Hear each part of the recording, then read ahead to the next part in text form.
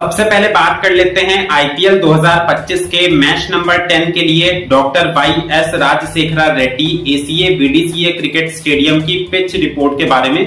तो अगर हम रीसेंट आईपीएल मैचेस की बात कर लें जो कि इस मैदान पर खेले गए हैं, तो आईपीएल 2024 के टोटल 2 मैचेस यहां पर हुए थे और दोनों मैचेस फर्स्ट इनिंग्स में बैटिंग करने वाली टीम ने जीते थे।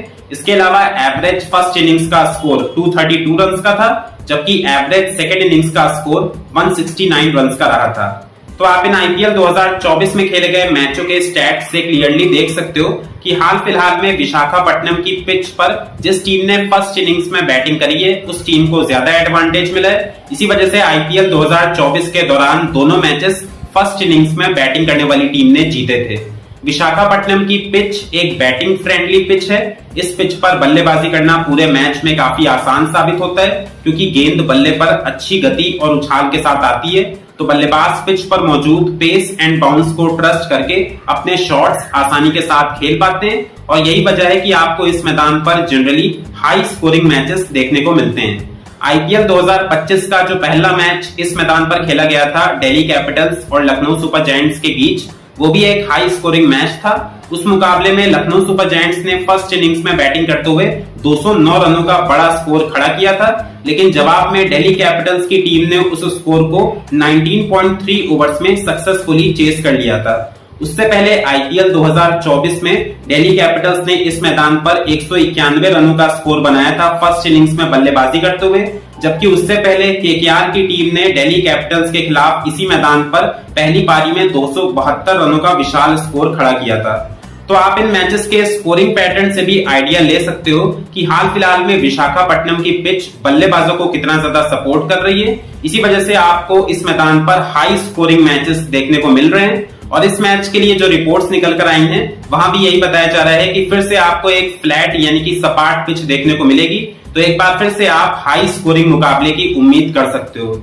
अब जिस प्रकार की strong batting lineup Delhi Capitals और सनराइजर्स हैदराबाद के पास मौजूद है, मुझे लगता है कि जो भी टीम फर्स्ट इनिंग्स में बैटिंग करेगी वो कम से कम 200 के ऊपर का स्कोर बनाते हुए नजर आ सकती है।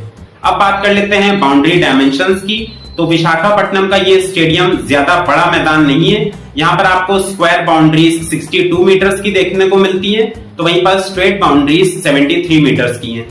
तो छोटा मैदान और फ्लैट पिच की वजह से यहाँ पर भी आपको काफी ज्यादा चौके और छक्के देखने को मिलते हैं और इस मैच में एक बार फिर से चौकों और छक्कों की बरसात हो सकती है। इसके अलावा मैं आपको बता दूं कि अगर इस पिच पर फर्स्ट इनिंग्स में बैटिंग करने वाली टीम को मुकाबला जीतना है तो उनको पहली पारी में कम से कम 220 के ऊपर का स्कोर बोर्ड पर लगाना होगा, क्योंकि अगर इतना स्कोर फर्स्ट इनिंग्स में बनेगा तो फिर स्कोर बोर्ड प्रेशर की वजह से चेस करना मुश्किल साबित होगा। लेकिन अगर फर्स्ट इनिंग्स का स्कोर 200 से नीचे बनता है तो उसके चेस होने की संभावना काफी ज्यादा रहेगी।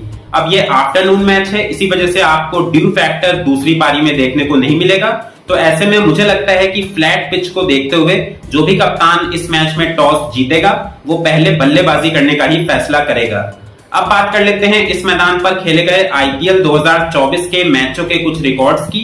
तो जो हाईएस्ट टोटल इस मैदान पर बना था वो केकेआर का था डीसी के खिलाफ 272 रन 7 विकेट के नुकसान पर। लोएस्ट टोटल डीसी का था केकेआर के खिलाफ 166 ऑल आउट और लोएस्ट टोटल जो डिफेंड हुआ था वो डीसी ने किया था सीएसके के खिलाफ 191 run for the loss of 5 wickets.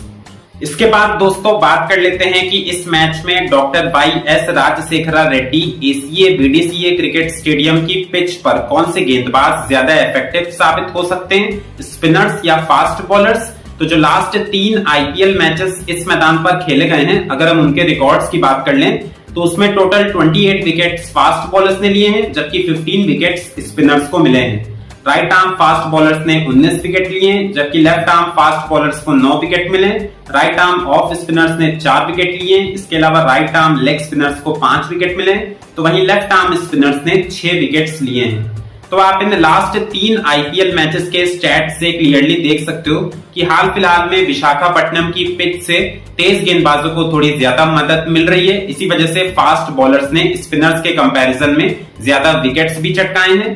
लेकिन आईपीएल 2025 का जो पहला मैच इस मैदान पर खेला गया था दिल्ली कैपिटल्स और लखनऊ सुपर जायंट्स के बीच में, उस मुकाबले में स्पिनर्स आपको ज्यादा इफेक्टिव साबित होते हुए नजर आए थे, क्योंकि उस मैच में स्पिनर्स ने टोटल 9 विकेट्स लिए थे, जबकि पेसर्स को सिर्फ 5 विकेट्स मिले थे।